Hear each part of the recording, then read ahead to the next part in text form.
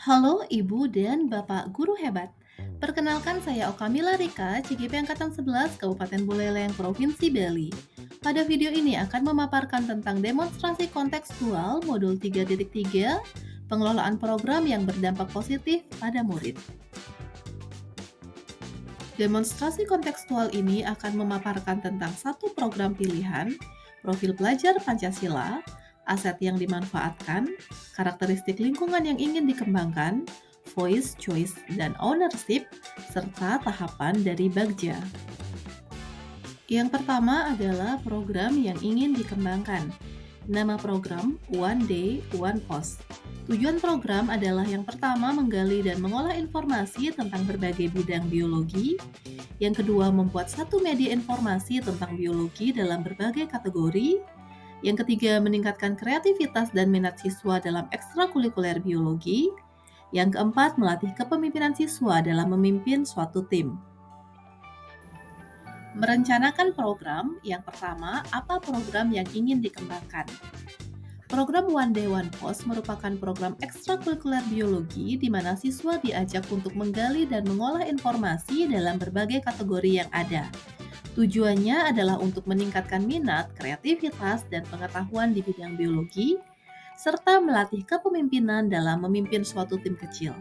Peserta didik dapat mengeluarkan kreativitas seluas-luasnya dalam mendesain dan menyusun konten. Program ini akan dikembangkan dengan membuat suatu media sosial yang diberi nama The Biology Code.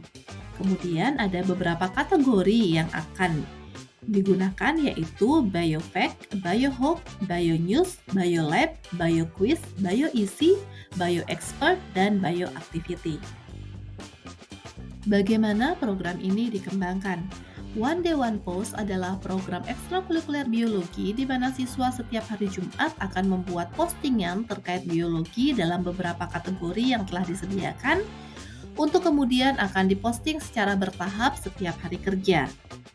Adapun tahapannya, yang pertama perencanaan program, berdiskusi dengan kurikulum, bekerja sama dengan pembina ekstrakurikuler TIK dan jurnalistik, merancang kategori dan template bersama siswa. Kemudian pelaksanaan program, membagi tim yang bertugas pada minggu yang bersangkutan, menentukan informasi dan kategori yang ingin dibuat, mencari dan menyusunnya menjadi sebuah konten dan siap diposting, melakukan revisi dengan pembina, kemudian memposting informasi setiap hari kerja dalam 1 minggu berikutnya. Evaluasi program, berdiskusi bersama peserta ekstrakurikuler dengan variasi konten, kedalaman materi, dan efektivitas program yang telah dijalankan. Mengapa program ini direncanakan? Yang pertama, menempatkan murid sedemikian rupa sehingga terlibat aktif.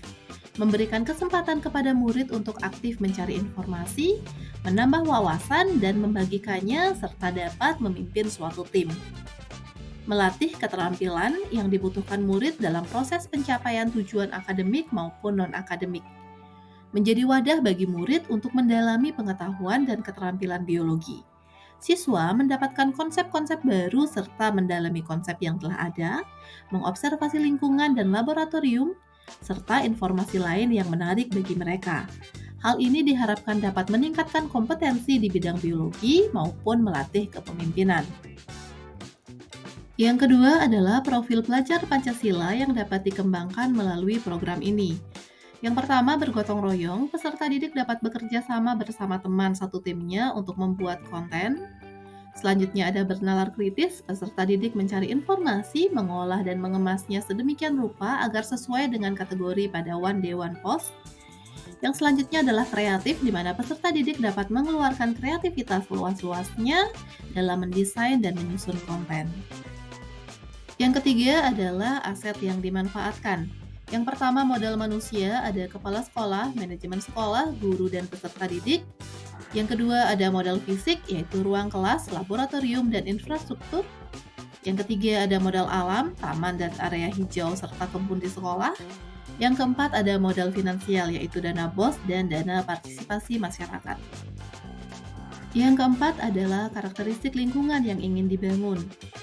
Pertama, ada lingkungan yang menempatkan murid sedemikian rupa sehingga terlibat aktif dalam proses belajarnya sendiri. Yang kedua adalah lingkungan yang melatih keterampilan yang dibutuhkan murid dalam proses pencapaian tujuan akademik maupun non-akademiknya. Yang kelima ada menumbuh kembangkan kepemimpinan murid. Pertama, melalui voice atau suara. Melibatkan murid dalam perencanaan program, menggali ide dan gagasan murid terhadap pembuatan konten, murid dapat menyampaikan pemikirannya dalam konten yang dibuat meskipun tetap dalam pengawasan pembina. Menumbuh kembangkan kepemimpinan murid melalui choice atau pilihan. Ada di ranah pembelajaran, memberikan kesempatan untuk mempelajari berbagai konsep dan praktik bidang biologi. Di ranah lingkungan, memberikan kesempatan kepada murid untuk melakukan observasi langsung seperti memanfaatkan lingkungan, laboratorium, maupun aktivitas di kelas. Di ranah sosial, ada memberikan kesempatan untuk berbagi ide dan gagasan serta dipublikasikan. Menumbuh kembangkan kepemimpinan murid melalui ownership atau kepemilikan.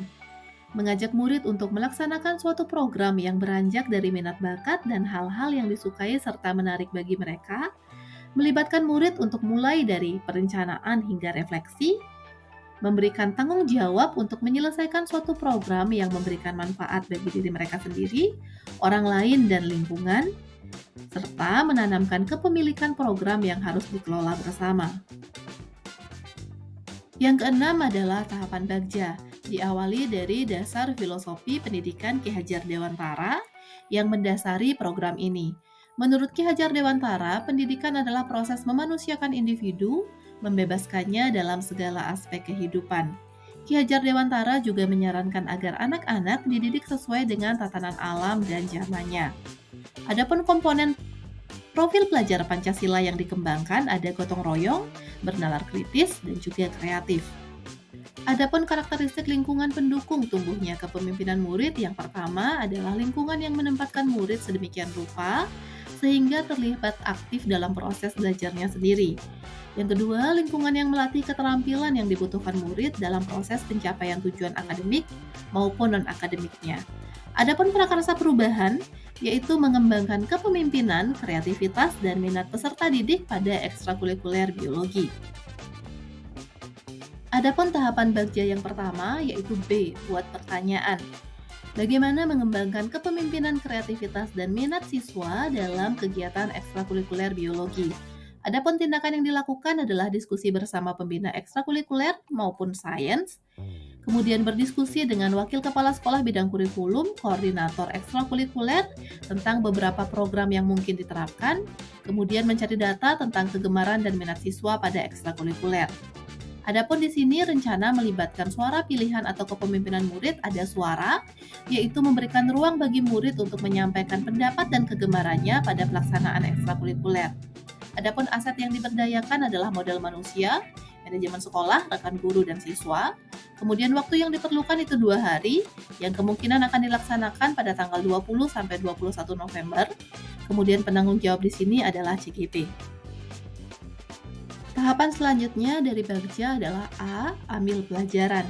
Pertanyaannya adalah bagaimana pelaksanaan ekstrakurikuler biologi selama ini? Bagaimana dukungan fasilitas sekolah dalam pelaksanaan ekstrakurikuler biologi? Bagaimana program sekolah dapat meningkatkan kepemimpinan siswa? Bagaimana minat siswa pada ekstrakurikuler biologi? Dan kreativitas apa yang dimunculkan oleh siswa selama pelaksanaan ekstrakurikuler biologi? Tindakan yang dilakukan untuk menjawab pertanyaan yang pertama, menelaah kembali program ekstrakurikuler selama ini, mendata fasilitas pendukung yang ada di sekolah, kemudian berdialog dengan rekan guru dan siswa. Rencana untuk melibatkan suara pilihan atau kepemilikan murid ada suara, di mana diskusi langsung bersama murid tentang pelaksanaan ekstrakurikuler, kepemilikan di mana mengajak siswa untuk melakukan evaluasi terhadap program yang sudah dilaksanakan bersama. Adapun aset yang diberdayakan ada modal manusia, guru dan siswa, dan modal fisik, laboratorium, infrastrukturnya. Kemudian waktu yang diperlukan adalah 2 hari, yang kemungkinan akan dilaksanakan pada tanggal 22 sampai 23 November. Penanggung jawabnya adalah CGP. Tahap yang ketiga dari Bagja adalah G, gali mimpi. Pertanyaannya, bagaimana isi konten yang ideal untuk dibagikan? Manfaat apa yang ingin dicapai bagi siswa? Apa saja hal penting yang dilakukan untuk mempertahankan dan mengembangkan program yang sudah dibuat? Adapun tindakan untuk mendapatkan jawaban dari pertanyaan tersebut, Yang pertama, membuat gambaran umum tentang konsep dan progres dari program yang sudah dibuat, yaitu bagaimana konsepnya dan rutinitas postingan. Selanjutnya, siswa dan guru melaksanakan program dan refleksi secara rutin dan terjadwal. Yang ketiga, melakukan pengimbasan praktik baik dari penerapan program. Adapun rencana untuk melibatkan suara, pilihan, dan kepemilikan murid, suara ada di mana siswa menyampaikan pendapatnya, ide dan gagasan dalam merancang dan menjalankan program dalam bentuk berbagai kategori konten. Kemudian di pilihan, siswa dapat mengeluarkan kreativitasnya melalui materi-materi yang menarik yang dipilih untuk dijadikan konten, serta di kepemilikan ada program di mana akun dan kontennya merupakan milik bersama yang harus dikembangkan. Adapun aset yang diberdayakan adalah semua aset yang bisa diusahakan, yaitu modal manusia, modal fisik, modal alam, dan finansial. Waktu yang diperlukan adalah bulan November sampai Desember, jadi selama program ini dijalankan, penanggung jawabnya adalah CGP. Tahap keempat dari Bagja adalah J, jabarkan rencana.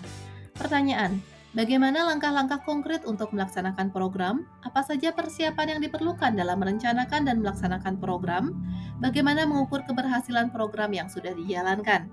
Adapun tindakan untuk mendapatkan jawaban dari pertanyaan tersebut adalah menyampaikan ide dan gagasan kepada manajemen, merancang gambaran umum dan teknis pelaksanaan, kolaborasi dengan pembina ekstrakurikuler lain seperti TIK dan jurnalistik, serta membuat indikator keberhasilan dari program yang akan dijalankan.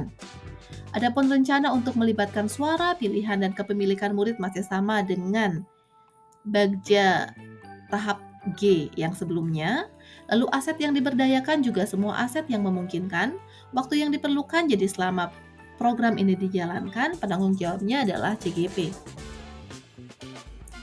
Tahapan yang terakhir dari Bagja adalah A, atur eksekusi. Pertanyaan, siapa yang terlibat dalam penerapan program ini? Siapa yang bertugas melakukan pemantauan dan evaluasi? Adapun tindakan untuk mendapatkan jawaban dari pertanyaan tersebut, yang pertama melakukan koordinasi dengan pihak terkait yaitu manajemen, koordinator ekstrakurikuler, rekan guru dan juga siswa. Yang kedua yaitu melakukan refleksi secara rutin. Adapun rencana untuk melibatkan suara, pilihan, dan kepemilikan murid sama seperti tahapan Bagja di G dan J sebelumnya. Aset yang diberdayakan adalah seluruh aset yang mungkin untuk dimanfaatkan.